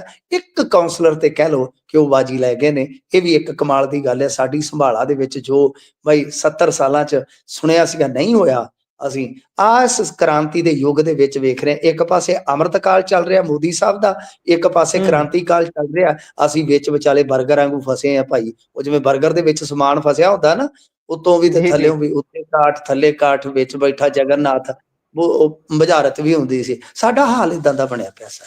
ਇੱਕ ਪਾਸੇ ਅੰਮ੍ਰਿਤਕਾਲ ਆ, ਦੂਜੇ ਪਾਸੇ ਕ੍ਰਾਂਤੀ ਕਾਲ ਚੱਲ ਰਿਹਾ ਜੀ। ਸੋ ਅੰਮ੍ਰਿਤ ਕਾਲ ਕ੍ਰਾਂਤੀ ਕਾਲ ਦੇ ਵਿਚਾਲੇ ਪਿਸ ਰਹੇ ਇਹ ਲੋਕ ਇਸ ਗੱਲ ਨੂੰ ਸਮਝ ਨਹੀਂ ਪਾ ਰਹੇ ਕਿ ਇਹ ਜੋ ਸਾਰਾ ਕੁਝ ਆਲੇ ਦੁਆਲੇ ਹੋ ਰਿਹਾ ਹੈ ਇਹ ਸੱਚੀਓ ਕ੍ਰਾਂਤੀ ਹੈ ਜਾਂ ਫਿਰ ਅੱਖਾਂ 'ਚ ਘੱਟਾ ਪਾਇਆ ਜਾ ਰਿਹਾ ਹੈ। ਸੋ ਆਪਾਂ ਅੱਗੇ ਚੱਲਦੇ ਹਾਂ। ਪੰਜਾਬ ਅਲਰਟ ਤੇ ਹੈ ਤੇ ਹੌਲੀ ਹੌਲੀ ਥਾਣਿਆਂ ਦੀਆਂ ਕੰਧਾਂ ਉੱਚੀਆਂ ਹੋਣੀਆਂ ਸ਼ੁਰੂ ਹੋ ਗਈਆਂ ਨੇ ਜੀ। ਅਸੀਂ ਨਿੱਕੇ ਹੁੰਦੇ ਗੀਤ ਸੁਣਦੇ ਸਾਂ, ਕੰਧਾਂ ਕਰ ਲਾ ਹਵੇਲੀ ਦੀਆਂ ਉੱਚੀਆਂ ਨੀ ਮਾਏ ਮੈਂ ਜਵਾਨ ਹੋ ਗਈ। ਤੇ ਮੈਨੂੰ ਲੱਗਦਾ ਕਿ ਹੁਣ ਪੁਲਿਸ ਕਹਿਣ ਲੱਗ ਪਈ ਆ ਕਿ ਕੰਧਾਂ ਕਰਾ ਦੋ ਡੀਜੀਪੀ ਸਾਹਿਬ ਉੱਚੀਆਂ, ਪੁਲਿਸ ਪਰੇਸ਼ਾਨ ਹੋ ਗਈ। ਐ ਤੁਰਿਆ ਜਾਂਦਾ ਤੇ ਕੋਈ ਗ੍ਰਨੇਡ ਸੁੱਟ ਜਾਂਦਾ ਸਾਹਿਬ। ਜਿਵੇਂ ਆਪਾਂ ਕਹਿ ਲਓ ਕਿ ਪੁਰਾਣੇ ਸਮਿਆਂ ਦੇ ਵਿੱਚ ਨਾ ਲੋਕ ਧਾਗਾ ਤਵੀਤ ਸੁੱਟ ਜਾਂਦੇ ਸੀ ਲੋਕਾਂ ਦੀਆਂ ਖੁਰਲੀਆਂ ਦੇ ਵਿੱਚ। ਹੋਣਾ ਕੀ ਆ, ਕੁਝ ਵੀ ਨਾ ਹੋਵੇ, ਪਰ ਐਵੇਂ ਬਸ ਵਹਿਮ ਭਰਮ ਹੁੰਦੇ ਆ। ਤਾਂ ਉਹ ਹਾਲ ਬਣਿਆ ਪਿਆ ਹੁਣ। ਕੰਧਾਂ ਉੱਚੀਆਂ ਹੋ ਰਹੀਆਂ ਨੇ, ਬੈਰੀਕੇਡਿੰਗ ਕੀਤੀ ਜਾ ਰਹੀ ਆ, ਰਸਤੇ ਜਿਹੜੇ ਆ ਉਹ ਮਤਲਬ ਕਿ ਬਦਲੇ ਜਾ ਰਹੇ ਆ, ਰਾਤ ਨੂੰ ਬਲੌਕ ਕੀਤੇ ਜਾ ਰਹੇ ਆ। ਪੁਲਿਸ ਅਲਰਟ ਤੇ ਤਾਂ ਹੈ ਹੀ ਆ ਸਭ। ਜਦੋਂ ਪੁਲਿਸ ਦੇ ਆਪ ਦੇ ਜਾਣ ਤੇ ਬਣ ਆਵੇ ਤਾਂ ਉਹਨੂੰ ਅਧਿਕਾਰ ਹੈ ਕਿ ਉਹ ਇਸ ਤਰ੍ਹਾਂ ਦੇ ਉਚੇਚੇ ਪ੍ਰਬੰਧ ਕਰ ਸਕਦੀ ਹੈ। ਪਰ ਪੁਲਿਸ ਕਿਸ ਤਰ੍ਹਾਂ ਕੰਮ ਕਰ ਰਹੀ ਹੈ, ਪੁਲਿਸ ਕਿਸ ਤਰ੍ਹਾਂ ਜੂਝ ਰਹੀ ਹੈ, ਮੈਂ ਤੇ ਹੈਰਾਨ ਹੁੰਨਾ ਕਿ ਇੱਕ ਬਚਕਾਨਾ, ਕੱਲ ਤੁਸੀਂ ਬਿਆਨ ਦੇਖਿਆ ਹੋਣਾ ਡੀਜੀਪੀ ਸਾਹਿਬ ਦਾ, ਉਹ ਕਹਿੰਦੇ ਕਿ ਜੇ ਤੁਸੀਂ ਮਾਈ ਦੇ ਲਾ ਲਓ ਤੇ ਸਿੱਧੇ ਆ ਕੇ ਟੱਕਰੋ। ਕ੍ਰਿਮੀਨਲ ਵੀ ਕਹਦੇ ਸਰ ਸਿੱਧੇ ਟੱਕਰਦੇ, ਉਹ ਕਿਹੜਾ ਕਿਸੇ ਮੁਲਕ ਦੀ ਫੌਜ ਹੈ ਕਿ ਜਿਹੜੇ ਤੁਹਾਨੂੰ ਆ ਕੇ ਫਰੰਟ ਤੇ ਲਲਕਾਰ ਕੇ ਲੜਨਗੇ। ਸਭ ਕ੍ਰਿਮੀਨਲ ਦਾ ਕੰਮ ਹੁੰਦਾ ਕੰਮ ਕੀਤਾ ਤੇ ਭੱਜ ਜਾਣਾ, ਤੇ ਤੁਹਾਡਾ ਕੰਮ ਹੁੰਦਾ ਕਿ ਉਹਨੂੰ ਜਾਂ ਤਾਂ ਪਹਿਲਾਂ ਹੀ ਫੜ ਲਓ ਕੰਮ ਹੋਣ ਤੋਂ ਪਹਿਲਾਂ ਹੀ, ਤੇ ਜਾਂ ਉਹਨੂੰ ਕੰਮ ਹੋਣ ਤੋਂ ਤੁਰੰਤ ਬਾਅਦ ਫੜ ਲਓ, ਮੁੜ ਕੇ ਸਾਰੀ ਜ਼ਿੰਦਗੀ ਜੇਲ੍ਹ ਦੇ ਵਿੱਚ ਉਹ ਸੜਦਾ ਰਹੇ, ਤੌਬਾ ਕਰ ਲਵੇ। ਤਾਂ ਤੁਹਾਡੀ ਡਿਊਟੀ ਤੇ ਇਹ ਹੁੰਦੀ ਆ। ਇਹ ਤੇ ਵੈਲੀਆਂ ਵਾਲੀ ਭਾਸ਼ਾ ਬੋਲਦੇ ਆ ਕਿ ਕੋਈ ਆਣ ਕੇ ਮਾਈ ਦਾ ਲਾਲ ਟੱਕਰੇ। ਤਾਂ ਗੱਲ ਇਹ ਆ ਕਿ ਬਈ ਦੇਖੋ ਪੁਲਿਸ ਦਾ ਕੰਮ ਕਰ ਕਿਸ ਤਰ੍ਹਾਂ ਦਾ। ਇੱਕ ਸਿੰਗਰ ਦੇ ਘਰ ਗੋਲੀ ਚੱਲਣ ਦੀ ਖਬਰ ਤੁਸੀਂ ਸੁਣੀ ਹੋਣੀ ਆ ਕਿ ਉਹਦੇ ਘਰ ਦੇ ਅੱਗੇ ਫਾਇਰਿੰਗ ਹੋਈ ਆ ਕੈਨੇਡਾ 'ਚ। ਬੇਸਿਕਲੀ ਸਾਡੀ ਜਿੰਨੀ ਕੁ ਜਾਣਕਾਰੀ ਆ ਕਿ ਉਹ ਘਟਨਾ ਤੇ ਉਹਦੇ ਇੱਥੇ ਇੰਡੀਆ ਵਾਲੇ ਘਰ 'ਚ ਹੋਈ ਹੈ ਤੇ ਘਰ ਮਾਝੇ 'ਚ, ਤੇ ਉਹਨੂੰ ਹੁਣ ਬੈਕਡੋਰ ਪਹੁੰਚ ਕੀਤੀ ਗਈ ਕਿ ਤੂੰ ਸਿਕਿਉਰਿਟੀ ਲੈ ਲਾ ਯਾਰ, ਤੂੰ ਪਰ ਬੋਲੀ ਨਾ, ਕਿਉਂਕਿ ਮਾਝੇ ਦੇ ਵਿੱਚ ਤੇ ਅੱਗੇ ਬੜੀ ਫਜ਼ੀਅਤ ਹੋਣ ਡਈ ਆ। ਦੱਸੋ ਇਹ ਪੁਲਿਸ ਦੇ ਕੰਮ ਆ? ਕਦੇ ਕਹਿ ਦਿੰਦੇ ਆ ਟੂ ਪਟਾਕਾ ਮਾਰ ਗਈ ਆ, ਕਦੇ ਕਹਿ ਦਿੰਦੇ ਆ ਰੇਡੀਏਟਰ ਫਟ ਗਿਆ, ਕਦੇ ਕਹਿ ਦਿੰਦੇ ਆ ਜੀ ਕਿ ਸਾਡਾ ਇੱਥੇ ਚੱਲਦਾ ਟੈਲੀਵਿਜ਼ਨ ਜਿਹੜਾ ਹੈ ਉਹ ਧਮਾਕਾ ਕਰ ਗਿਆ। ਕੀ ਲੱਛਣ ਫੜੇ ਆ ਸਾ? ਸੋ ਪ੍ਰੋਫੈਸ਼ਨਲ ਫੋਰਸ ਦਾ ਜਲੂਸ ਨਿਕਲ ਰਿਹਾ ਹੈ। ਤਾਂ ਮੇਰੇ ਖਿਆਲ ਦੇ ਨਾਲ ਡੀਜੀਪੀ ਸਾਹਿਬ ਨੂੰ ਬਦਲਣ ਦੀ ਜ਼ਰੂਰਤ ਹੈ, ਪਰ ਇਹਨਾਂ ਤੇ ਇੰਪੈਨਲਡ ਕਰ ਦਿੱਤਾ। ਹੋ ਸਕਦਾ ਕਾਰਜਕਾਰੀ ਤੋਂ ਉਹਨਾਂ ਨੂੰ ਸਥਾਈ ਬਣਾ ਦੇਣ, ਪਰ ਮੇਰੇ ਖਿਆਲ ਦੇ ਨਾਲ ਇਸ ਡੀਜੀਪੀ ਤੇ ਆਪਾਂ ਜਿੰਨੇ ਕੁ ਕੰਮ ਕਰ ਦੇਖੇ ਆ, ਜਿੰਨਾ ਕੋਈ ਇਹਨਾਂ ਦਾ ਦੌਰ ਦੇਖਿਆ, ਠੀਕ ਹੈ ਸਫਲਤਾਵਾਂ ਵੀ ਇਹਨਾਂ ਦੇ ਹੱਥ ਲੱਗੀਆਂ ਨੇ, ਅੱਛੇ ਕੰਮ ਵੀ ਇਹਨਾਂ ਨੇ ਕੀਤੇ, ਪਰ ਮੇਰੇ ਖਿਆਲ ਦੇ ਨਾਲ ਲਾਅ ਐਂਡ ਆਰਡਰ ਦਾ ਵਿਸ਼ਾ ਇਹਨਾਂ ਦੇ ਹੱਥੋਂ ਤੇਜ਼ੀ ਨਾਲ ਖਿਸਕ ਗਿਆ ਜੀ। ਜੀ। ਸੋ ਜਿਸ ਸੂਬੇ ਦੇ ਵਿੱਚ ਪ੍ਰਤੀ ਵਿਅਕਤੀ ਸਭ ਤੋਂ ਵੱਧ ਪੁਲਿਸ ਫੋਰਸ ਹੋਵੇ, ਜਦੋਂ ਉਸ ਨੂੰ ਕੰਧਾਂ ਉੱਚੀਆਂ ਕਰਨੀਆਂ ਪੈ ਜਾਣ ਆਪਣੇ ਥਾਣਿਆਂ ਦੀਆਂ, ਤਾਂ ਸਥਿਤੀ ਤੁਸੀਂ ਸੁਭਾਵਿਕ ਹੀ ਅੰਦਾਜ਼ਾ ਲਾ ਸਕਦੇ ਹੋ। ਅਗਲੀ ਖਬਰ ਤੇ ਚੱਲਦੇ ਹਾਂ। ਤੇ ਕਿਸਾਨ ਮਹਾਪੰਚਾਇਤ ਫੇਰ ਤੋਂ ਹੋਣ ਜਾ ਰਹੀ ਹੈ ਤੇ ਸੱਦਾ ਹੈ ਜੀ ਕਿਸਾਨਾਂ ਨੂੰ, ਕਹਿੰਦੇ ਹੁਮ ਹੁਮਾ ਕੇ ਪਹੁੰਚੋ। ਤੁਹਾਡੀ ਆਵਾਜ਼ ਕੱਟ ਗਈ ਹੈ ਜੀ, ਮੇਰੀ ਆਵਾਜ਼ ਆ ਰਹੀ? ਜੀ ਮੈਨੂੰ ਤੁਹਾਡੀ ਆਵਾਜ਼ ਆ ਰਹੀ ਹੈ, ਮਾਫ ਕਰਨਾ। ਮੈਂ ਦੁਬਾਰਾ ਤੋਂ ਖਬਰ ਰਿਪੀਟ ਕਰ ਦਿੰਦਾ ਕਿ ਕਿਸਾਨ ਖਬਰ ਮੈਂ ਮਹਾਪੰਚਾਇਤ ਸੁਣ ਲਈ ਹੈ ਜੀ, ਖਬਰ ਮੈਂ ਸੁਣ ਲਈ ਹੈ। ਬੜੇ ਮੌਕੇ ਤੇ ਆ ਕੇ ਤੁਸੀਂ ਚੁੱਪ ਕਰ ਗਏ। ਖੈਰ ਦੇਖੋ, ਡੱਲੇਵਾਲ ਸਾਹਿਬ ਜਿਹੜੇ ਆ ਉਹ ਇੱਕ ਵੀਡੀਓ ਜਾਰੀ ਕਰਕੇ ਅਪੀਲ ਕਰ ਰਹੇ ਆ ਕਿ ਬਈ ਇੱਥੇ ਹੁਮ ਹੁਮਾ ਕੇ ਪਹੁੰਚੋ। ਮਤਲਬ ਕਿ ਇਹ ਜਿਹੜਾ ਮੋਰਚਾ ਹੈ 1 ਸਾਲ ਦਾ ਹੋ ਜਾਏਗਾ। ਇਸ ਮੌਕੇ ਤੇ ਸ਼ਾਇਦ 11 ਤੋਂ 13 ਤੱਕ ਇਹਨਾਂ ਨੇ ਮਹਾਪੰਚਾਇਤਾਂ ਰੱਖੀਆਂ ਨੇ। ਦੇਖੋ ਗੁਰਪ੍ਰੀਤ ਜੀ, ਠੀਕ ਹੈ ਲੋਕ ਇਸ ਵੇਲੇ ਵਿਹਲੇ ਨੇ, ਕੰਮ ਕਰ ਖੇਤਾਂ ਦੇ ਕੋਈ ਜ਼ਿਆਦਾ ਨਹੀਂ ਹੈਗੇ, ਨਹਿਰਾਂ 'ਚ ਬੰਦੀ ਹੈ ਤੇ ਕਣਕਾਂ ਜਿਹੜੀਆਂ ਨੇ ਉਹ ਜਵਾਨ ਹੋ ਗਈਆਂ ਨੇ ਲਗਭਗ। ਹੌਲੀ ਹੌਲੀ ਹੌਲੀ ਹੌਲੀ ਹੌਲੀ ਉਹਨਾਂ ਨੇ ਪੱਕ ਜਾਣਾ। ਤਾਂ ਕਣਕਾਂ ਪੱਕਣ ਤੱਕ ਤੇ ਕਿਸਾਨ ਵਿਹਲੇ ਆ, ਯਾਨੀ ਕਿਸਾਨਾਂ ਦਾ ਜਿਹੜਾ ਕੈਡਰ ਹੈ ਉਹ ਸ਼ਾਇਦ ਸਪੋਰਟ ਵੀ ਕਰੇ। ਪਰ ਮੈਨੂੰ ਸਮਝ ਨਹੀਂ ਆ ਰਹੀ ਕਿ ਇੱਕ ਪਾਸੇ ਤੇ ਇਹ ਉੱਥੇ ਮਰਨ ਵਰਤ ਤੇ ਬੈਠੇ ਆ, ਦੂਸਰੇ ਪਾਸੇ ਪੰਧੇਰ ਸਾਹਿਬ ਜਿਹੜੇ ਉਹ ਲਾਮਬੰਦੀ ਜਾ ਕੇ ਲਾਂਭੇ ਕਰ ਰਹੇ ਆ, ਤੇ ਤੀਜੇ ਪਾਸੇ ਜੇ ਤੁਸੀਂ ਦੇਖੋਗੇ ਐਸਕੇਐਮ ਵਾਲੇ ਜਿਹੜੇ ਰਾਜਨੀਤਿਕ ਐਸਕੇਐਮ ਹੈ ਉਹ ਚੰਡੀਗੜ੍ਹ 'ਚ ਮੋਰਚੇ ਦੀ ਕਾਲ ਕਰ ਚੁੱਕੇ ਆ। ਤਾਂ ਇਸ ਤਰ੍ਹਾਂ ਵੰਡਵਾਂ ਜਿਹੜਾ ਕੱਢ ਰਿਹਾ ਉਹ ਕਿੱਥੇ ਕਿੱਥੇ ਜਾ ਕੇ ਲੜਾਈ ਨੂੰ ਭਖਾਏਗਾ। ਮੈਂ ਇਸ ਗੱਲ ਤੋਂ ਹੈਰਾਨ ਆ ਸਾਹਿਬ ਕਿ ਤੁਸੀਂ ਏਕਾ ਕਰਕੇ ਕਿਸੇ ਇੱਕ ਫਰੰਟ ਤੇ ਲੜਾਈ ਖੋਲਦੇ ਤਾਂ ਠੀਕ ਸੀ, ਪਰ ਬਹਰਹਾਲ ਇੱਥੇ ਫਰੰਟ ਲਗਾਤਾਰ ਖੁੱਲ ਰਹੇ। ਔਰ ਤੁਹਾਨੂੰ ਵੀ ਪਤਾ ਹੀ ਆ, ਤੁਸੀਂ ਵੀ ਮੀਡੀਆ 'ਚ, ਜਿਹੜੀ ਗੱਲ ਮੈਂ ਵਾਰ-ਵਾਰ ਕਹਿੰਦਾ ਸੀਗਾ ਕਿ ਡੱਲੇਵਾਲ ਸਾਹਿਬ ਵਾਸਤੇ ਇਹ ਇਮਤਿਹਾਨ ਜਿਹੜਾ ਬੜਾ ਤਗੜਾ ਹੋਏਗਾ। ਡੱਲੇਵਾਲ ਸਾਹਿਬ ਇਹ ਹਾਰ ਕੇ ਆਪਣੇ ਸਾਥੀਆਂ ਨੂੰ ਕਹਿ ਕੇ ਬੈਠੇ ਸਨ ਕਿ ਹੁਣ ਮੈਂ ਪਿੱਛਾ ਨਹੀਂ ਮੁੜਾਂਗਾ, ਮਤਲਬ ਕਿ ਗਾਂ ਹੀ ਜਾਊਂਗਾ। ਗਾਂ ਜਾਣ ਤੋਂ ਤੁਸੀਂ ਸਮਝਦੇ ਹੋ ਨਾ ਕਿ ਜਦੋਂ ਕੋਈ ਬੰਦਾ ਜ਼ਿਆਦਾ ਹੀ ਲੱਠ ਟੱਪ ਜੇ ਉਹਦੇ ਬਾਰੇ ਪਿੰਡ ਕਹਿਣਾ ਸਟਾਰਟ ਕਰ ਦਿੰਦਾ ਕਿ ਹੁਣ ਇਹ ਗਾਂ ਹੀ ਜਾਊਗਾ। ਤਾਂ ਮਤਲਬ ਜੀ ਜੀ ਕਿ ਡੱਲੇਵਾਲ ਸਾਹਿਬ ਬਾਰੇ ਇਹ ਕਿਹਾ ਗਿਆ ਸੀਗਾ ਕਿ ਗਾਂ ਤੇ ਜਾ ਸਕਦੇ, ਪਿਛਾ ਨਹੀਂ ਮੁੜ ਸਕਦੇ। ਪਰ ਜਿਸ ਤਰ੍ਹਾਂ ਜੀ ਇਹਨਾਂ ਨੇ ਮੈਡੀਕਲ ਇਲਾਜ ਲੈਣਾ ਸ਼ੁਰੂ ਕੀਤਾ ਤਾਂ ਲੋਕਾਂ ਦੇ ਵਿੱਚ ਉਹ ਮੈਸੇਜ ਗਿਆ ਜਿਹੜਾ ਜਾਣਾ ਨਹੀਂ ਸੀ ਚਾਹੀਦਾ। ਇਹਦਾ ਵੀ ਇੱਕ ਇੰਪੈਕਟ ਗਿਆ। ਮੈਂ ਵਾਰ-ਵਾਰ ਕਹਿ ਰਿਹਾ ਸੀਗਾ ਕਿ ਇਹਨਾਂ ਦੇ ਸੰਘਰਸ਼ ਦੇ ਵਿੱਚ ਝੋਲ ਨਜ਼ਰ ਆਉਂਦੀ ਹੈ। ਤਾਂ ਫਿਲਹਾਲ ਇਹਨਾਂ ਨੂੰ ਜਿਹੜੀਆਂ ਜਜ਼ਬਾਤੀ ਅਪੀਲਾਂ ਕਰਨੀਆਂ ਪੈ ਰਹੀਆਂ, ਉਹਦੇ ਪਿੱਛੇ ਦਾ ਰਾਜ਼ ਇਹੋ ਆ ਕਿ ਹੁੰਗਾਰਾ ਮੱਠਾ ਪੈ ਗਿਆ ਸਾਹਿਬ। ਮਰਨ ਵਰਤ ਤੇ ਆ ਕੇ ਇਹ ਸੰਘਰਸ਼ ਜਿਹੜਾ ਹੈ ਉਦੋਂ ਕਾਫੀ ਭਖ ਗਿਆ ਸੀਗਾ, ਪਰ ਬਾਅਦ ਦੇ ਵਿੱਚ ਮਰਨ ਵਰਤ ਜਿਸ ਦਿਸ਼ਾ ਵੱਲ ਵਧਿਆ, ਜਿਸ ਤਰ੍ਹਾਂ ਹੁਣ ਆਪਾਂ ਦੇਖਦੇ ਹਾਂ ਕਿ ਇੱਕ ਮੀਟਿੰਗ ਵੀ ਫਿਕਸ ਹੋਈ ਆ, ਉਹ ਤੋਂ ਪਹਿਲਾਂ ਇਸ ਤਰ੍ਹਾਂ ਦਾ ਹੁੰਗਾਰਾ ਮੱਠਾ ਪੈ ਜਾਣਾ ਮੇਰੇ ਖਿਆਲ ਦੇ ਨਾਲ ਇਹ ਕੋਈ ਚੰਗਾ ਸੰਦੇਸ਼ ਨਹੀਂ। ਸ਼ਾਇਦ ਇਹ ਸਮਝ ਚੁੱਕੇ ਸੀਗੇ ਕਿ ਜਿਸ ਤਰ੍ਹਾਂ ਸਾਡਾ ਹੁੰਗਾਰਾ ਮੱਠਾ ਪਿਆ ਤੇ ਕੇਂਦਰ ਦੇ ਨਾਲ ਅਸੀਂ ਜਦੋਂ ਟੇਬਲ ਤੇ ਬੈਠਾਂਗੇ ਉਦੋਂ ਸਾਡਾ ਵਜਨ ਘਟ ਨਾ ਜਾਵੇ। ਸੋ ਇਸੇ ਕਰਕੇ ਸ਼ਾਇਦ ਇਹਨਾਂ ਨੇ ਸਾਲ ਦਾ ਇਹ ਮੌਕਾ ਜਿਹੜਾ ਚੁਣਿਆ ਕਿ 11 ਤੋਂ 13 ਤੱਕ ਇੱਥੇ ਮਹਾਪੰਚਾਇਤਾਂ ਕਰਕੇ ਆਪਣਾ ਦਮ ਜਿਹੜਾ, ਆਪਣਾ ਜ਼ੋਰ ਹੈ ਜਿਹੜਾ, ਉਹ ਕੇਂਦਰ ਨੂੰ ਦਿਖਾਈ ਦਈਏ। ਜੀ ਜੀ ਸੋ ਅਗਲੀ ਖਬਰ ਦਾ ਰੁਖ ਕਰਦੇ ਹਾਂ। ਸਾਇੰਸਦਾਨ ਨਿਊਟਨ ਤਾਂ ਸੁਣਿਆ ਸੀ, ਪਰ ਗੈਂਗਸਟਰ ਨਿਊਟਨ ਵੀ ਹੁੰਦਾ ਤੇ ਲੁਧਿਆਣੇ 'ਚ ਇਹਨੂੰ ਲੈ ਕੇ ਪਰਿਵਾਰ ਨੇ ਲਾਸ਼ ਸੜਕ ਤੇ ਰੱਖ ਲਈ ਤੇ ਧਰਨਾ ਲਾ ਦਿੱਤਾ। ਮਾਜਰਾ ਕੀ ਹੈ ਜੀ ਸਾਰਾ? ਦੇਖੋ, ਸਾਗਰ ਨਿਊਟਨ ਜਿਹੜਾ ਹੈ ਨਾ, ਇਹ ਬਈ 18-19 ਕੇਸਾਂ ਦੇ ਵਿੱਚ ਨਾਮਜ਼ਦ ਸੀਗਾ। ਇਹ ਵੈਸੇ ਜ਼ਮਾਨਤ ਤੇ ਵੀ ਚੱਲਦਾ ਸੀਗਾ, ਬਾਅਦ ਦੇ ਵਿੱਚ ਫਿਰ ਇਹਨਾਂ ਦਾ ਕੋਈ ਕਲੇਸ਼ ਪਿਆ, ਉਸ ਤੋਂ ਬਾਅਦ ਇਹ ਭਗੌੜਾ ਹੋਇਆ, ਇਹਦੀ ਘਰ ਦੀ ਨੂੰ ਫੜ ਲਿਆ ਸੀ। ਫਿਰ ਇਹਨੇ ਮੇਰੇ ਖਿਆਲ ਦੇ ਨਾਲ ਇਹ ਵੀ ਕਿਹਾ ਸੀਗਾ ਕਿ ਮੈਂ ਸਾਰੇ ਕੰਮ ਛੱਡ ਦੂੰਗਾ, ਮੇਰੇ ਘਰਦਿਆਂ ਨੂੰ ਛੱਡ ਦਿਓ, ਇਹਨਾਂ ਦਾ ਕੋਈ ਕਸੂਰ ਨਹੀਂ ਹੈ। ਪਰ ਮੈਨੂੰ ਲੱਗਦਾ ਕਿ ਇਹਦੀ ਪਤਨੀ ਹਾਲੇ ਵੀ ਜੇਲ੍ਹ ਦੇ ਵਿੱਚ ਆ। ਫਿਰ ਬਾਅਦ ਦੇ ਵਿੱਚ ਇਹਨੂੰ ਯੂਪੀ ਤੋਂ ਪੁਲਿਸ ਨੇ ਫੜ ਲਿਆ ਸੀਗਾ। ਉਸ ਤੋਂ ਬਾਅਦ ਇਹ ਅੰਦਰ ਸੀਗਾ, ਅਚਾਨਕ ਫਿਰ ਇਹ ਬਿਮਾਰ ਹੁੰਦਾ ਤੇ ਫਿਰ ਉੱਤੇ ਪੀਜੀਆਈ ਦੇ ਵਿੱਚ ਜਾ ਕੇ ਇਹਦੀ ਡੈਥ ਹੁੰਦੀ ਆ। ਡਾਕਟਰ ਜਾਂ ਜਿਹੜਾ ਜੇਲ੍ਹ ਦਾ ਅਮਲਾ ਫੈਲਾ ਉਹ ਕਹਿੰਦਾ ਜੀ ਕਿ ਇਹਨੂੰ ਸ਼ੂਗਰ ਸੀਗੀ, ਉਸ ਤੋਂ ਬਾਅਦ ਕਿਡਨੀ ਫੇਲਿਅਰ ਹੋ ਗਈ ਆ, ਜਿਹਦੇ ਕਰਕੇ ਇਹ ਜਾਂਦਾ ਲੱਗਾ, ਯਾਨੀ ਡੈਥ ਹੋ ਗਈ ਆ। ਦੂਜੇ ਪਾਸੇ ਪਰਿਵਾਰ ਮੈਂਬਰ ਤੇ ਜਿਹੜੇ ਇਹਨਾਂ ਦੇ ਵਕੀਲ ਸਾਹਿਬ ਆ ਉਹ ਕਹਿੰਦੇ ਕਿ ਇਹ ਜਿਹੜੀ ਮੌਤ ਆ ਉਹ ਮੌਤ ਗੈਰ ਕੁਦਰਤੀ ਆ, ਕਿਉਂਕਿ ਇਸ ਨੂੰ ਪੋਇਜ਼ਨ ਦਿੱਤਾ ਹੋ ਸਕਦਾ ਹੈ, ਕਿਉਂਕਿ ਸ਼ੂਗਰ ਇਸ ਨੂੰ ਹੈ ਹੀ ਨਹੀਂ ਸੀ। ਕੁਝ ਦਿਨਾਂ 'ਚ ਸ਼ੂਗਰ ਕਿੱਦਾਂ ਹੋ ਗਈ ਤੇ ਉਹ ਮਾਰੂ ਕਿੱਦਾਂ ਸਾਬਤ ਹੋ ਗਈ। ਸੋ ਇਸੇ ਕਰਕੇ ਜਿਹੜੀ ਨਿਊਟਨ ਦੀ ਲਾਸ਼ ਆ ਉਹ ਪ੍ਰਸ਼ਾਸਨ ਨੂੰ ਕਹਿ ਲਓ ਕਿ ਹਲੂਣਨ ਵਾਸਤੇ ਇਹਨਾਂ ਨੇ ਰੱਖ ਕੇ ਪ੍ਰਦਰਸ਼ਨ ਕੀਤਾ ਕਿ ਇਹਦੀ ਜਾਂਚ ਪੜਤਾਲ ਕੀਤੀ ਜਾਣੀ ਚਾਹੀਦੀ ਹੈ। ਉਧਰ ਵਕੀਲ ਨੇ ਕਿਹਾ ਕਿ ਅਸੀਂ ਹਾਈ ਕੋਰਟ ਤੱਕ ਪਹੁੰਚ ਕਰਾਂਗੇ ਕਿ ਇਹਦੀ ਜਿਹੜੀ ਕਸਟਡੀ 'ਚ ਡੈਥ ਹੋਈ ਆ ਇਹਦੀ ਜਾਂਚ ਪੜਤਾਲ ਸੀਬੀਆਈ ਤੋਂ ਕਰਵਾਈ ਜਾਵੇ। ਜੀ ਸੋ ਮੈਂਟੂ ਜੀ, ਆਪਣੇ ਪ੍ਰੋਗਰਾਮ ਦਾ ਸਮਾਂ ਇੱਥੇ ਹੀ ਸਮਾਪਤ ਹੁੰਦਾ ਹੈ। ਤੁਸੀਂ ਜਾਣਕਾਰੀਆਂ ਸਾਂਝੀਆਂ ਕੀਤੀਆਂ, ਤੁਹਾਡਾ ਬਹੁਤ ਬਹੁਤ ਧੰਨਵਾਦ। ਸਤਿ ਸ਼੍ਰੀ ਅਕਾਲ ਜੀ। ਧੰਨਵਾਦ। ਸਤਿ ਸ੍ਰੀ ਅਕਾਲ। ਸੋ ਇਹ ਸਾਂਝੀ ਸਾਡੇ ਨਾਲ ਮਿੰਟੂ ਗੁਰਸਰੀਆ ਜੀ, ਜਿਨ੍ਹਾਂ ਨੇ ਸਾਰੇ ਖਬਰਾਂ ਦੇ ਉੱਪਰ ਚਾਨਣਾ ਪਾਇਆ, ਵਿਸ਼ਲੇਸ਼ਣ ਕੀਤਾ। ਤੁਹਾਡੇ ਸਾਰਿਆਂ ਦੇ ਲਈ ਪ੍ਰੋਗਰਾਮ ਤੁਹਾਨੂੰ ਕਿਹੋ ਜਿਹਾ ਲੱਗਿਆ? ਤੁਸੀਂ ਆਪਣੇ ਵਿਚਾਰ, ਰਾਏ, ਟਿੱਪਣੀਆਂ ਪੰਜਾਬੀ ਰੇਡੀਓ USA ਤੇ ਪੰਜਾਬੀ TV USA ਦੇ ਸਾਰੇ ਪਲੇਟਫਾਰਮਸ ਦੇ ਜ਼ਰੀਏ ਸੋਸ਼ਲ ਮੀਡੀਆ ਤੇ ਜਾ ਕੇ ਕਮੈਂਟ ਕਰ ਸਕਦੇ ਹੋ, ਆਪਣੀ ਰਾਏ ਸਾਡੇ ਨਾਲ ਸਾਂਝੀ ਕਰ ਸਕਦੇ ਹੋ। ਜੁੜੇ ਰਹੋ ਪੰਜਾਬੀ ਰੇਡੀਓ USA ਦੇ ਨਾਲ। ਪ੍ਰੋਗਰਾਮਾਂ ਦੀ ਲਗਾਤਾਰਤਾ ਇਸੇ ਤਰ੍ਹਾਂ ਬਰਕਰਾਰ ਹੈ। ਧੰਨਵਾਦ। ਸਤਿ ਸ਼੍ਰੀ ਅਕਾਲ।